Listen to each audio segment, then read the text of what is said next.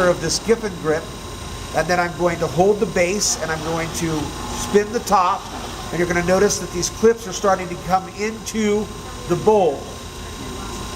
What happened? Oh, thank you. Thank you for paying attention. I would have eventually figured it out. Thank you so much. So you do want to have all three clips flipped around, and then as you're turning, keep an eye on it and notice when it starts touching the bowl. If it touches here first and it's not touching over here, you need to adjust. You need to move it over slightly. It should touch all three kind of simultaneously, and then you don't want to do it super hard because you could actually crush your plate, but you want to do it hard enough that it's holding the plate on there. It's not going to fall off, okay? And we are filming at this point? Yes, good job. Okay, so then if you're over here behind me, you probably want to move over here, and if you just need to stand, this will only take like 5 minutes now at this point. But I want you to see what I'm doing so you can be over here. Okay, and you guys can get over there or behind Bailey if you want, but you can't really see behind me, so I'm just trying to give you good seats. Or you can even scooch over here if you want, or over here. All right, so here we go. This one does have the pedal over here, and it is turned on. I like to use the big hoop tool to start out with. And one of the first things that I'm going to do is I'm going to remove a little bit of this base clay. Just a tiny, tiny bit. So I'm barely pressing down on this. And it's making a shaving, okay? Long shavings are a good sign that it's about the right consistency. If it's small, tiny little shavings like this, it's kind of on the hard side. So just so you know, it's not a problem. You can still do it when it's hard, but it's harder to do this when it's stiff. Okay, so I cleaned off the bottom, got rid of those little pocket marks that I made with my little fingertip, and then now I'm going to go ahead and clean off the outer edge here and some of these marks that my fingers made when I was, throwing it. So now I like to keep my left hand is resting on this. Are we okay? What happened? What happened? You were going to do what? She dropped something. Are you okay? Did you lose something? Did you lose the project? It's fine. Maybe make it into something cool with the drop. It could be cool. It's alright. Oh, So sorry. So here I am. My left hand is on the top, and it kind of puts pressure on it.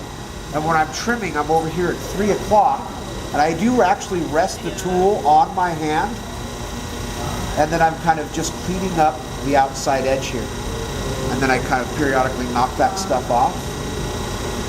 And I don't know how many of you guys did the wooden lathe. This is very similar to that kind of technique.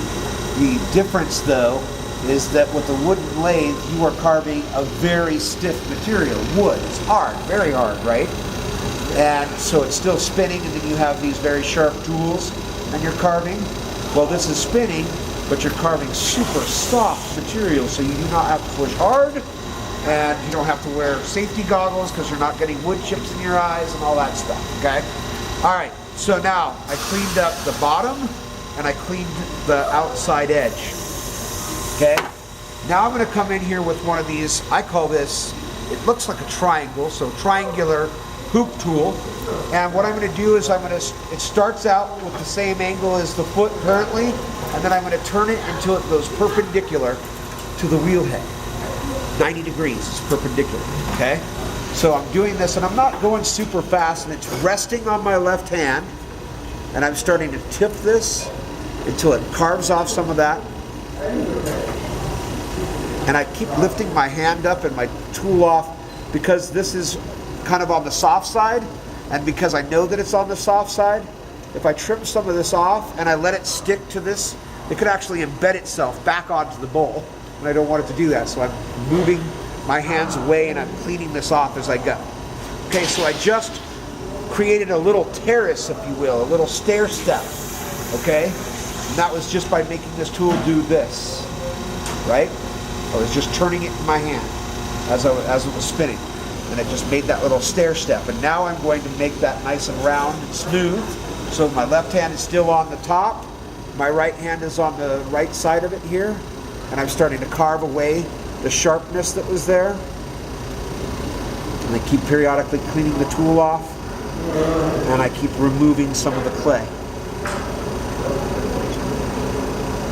And I'm kind of getting out of control with the speed, so I'm going to let off on the pedal, and I'm just kind of smoothing this. And I'm getting rid of a bunch of excess clay that was down there that I don't need, that did not match the shape on the inside of the bowl.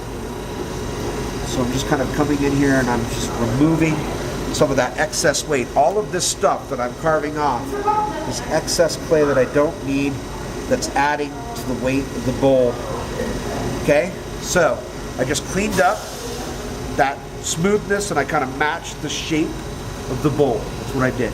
Okay, now I'm going to take this tool and I'm going to go in from the outside. So this one's slightly smaller in width, so I'm going to actually use this one, and I line it up so that the outside edge of this tool is kind of matched up with the outside edge of my foot, and then I slightly tip it, and then I just make a little mark, and that gives me a guideline, a reference line if you will, of where I want to start to carve in for the inside of my foot. So now it was like this, and I'm going to move it over so that the outside of this tool is now on the outside of that circle, and I'm going to start to push down just gently and carve in right there just a little bit, about 1/8 of an inch. Okay, then I'm going to come to the center, and I flipped my tool over, so I'm using the rounded hoop tool, and I'm going to carve in here at the center about, I don't know, 1/16 to 1/8 of an inch, not very deep.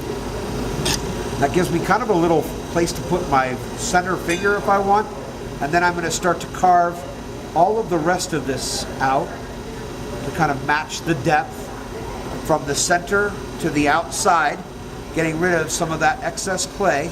And I did flip my tool back over, and sometimes you have to really clean the tool off. And I'm going to get rid of this excess clay that's here, and I'm going to keep going back and forth from the center to 3 o'clock until I get all of that kind of smoothed off there. Okay? And one thing that you'll notice that when I'm doing this is that I am leaving the center of this a little bit higher up than the outside. So it's kind of, I don't know, I used to play baseball, so it's kind of like the pitcher's mound. It's taller here, higher here, and then it goes lower as it goes on the inside. I'm always trying to make cool metaphors and references to things that I used to do. Okay, so then here, all I'm doing is I'm dragging my finger on the outside and smoothing the foot off, okay?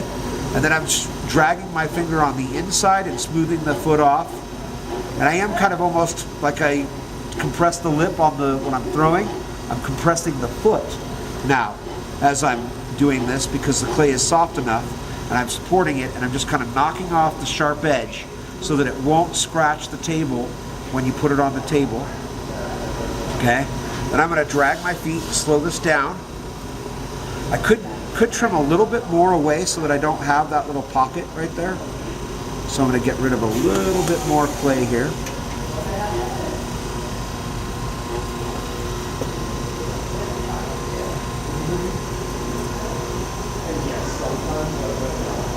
Okay, and then one last thing that I like to do when it's spinning about this is I start at the center and I drag, and just like I put a spiral on the inside of my bowl, I like to put these little spirals on the outside or on the foot as well. And then I challenge you guys. I don't know how often you guys go to local galleries and museums, but we have lots of local potters, and a foot is very similar to a fingerprint. There's no 2 feet that are the same. I make mine this way. If you go and flip over somebody else's pot, you're going to notice that their foot is different than mine is. Sometimes they have several feet down here, especially if it's like a really large platter and they want to give some more support to the center. They do that, okay? So then when I would go to center this or sign this, I would sign it on the inside of the foot. You guys need to be kind of careful when you're handling this because that foot is really soft. You can bend it and push it in. So when you handle this now, when I'm passing it around, please handle it by the lip like I am. But I want you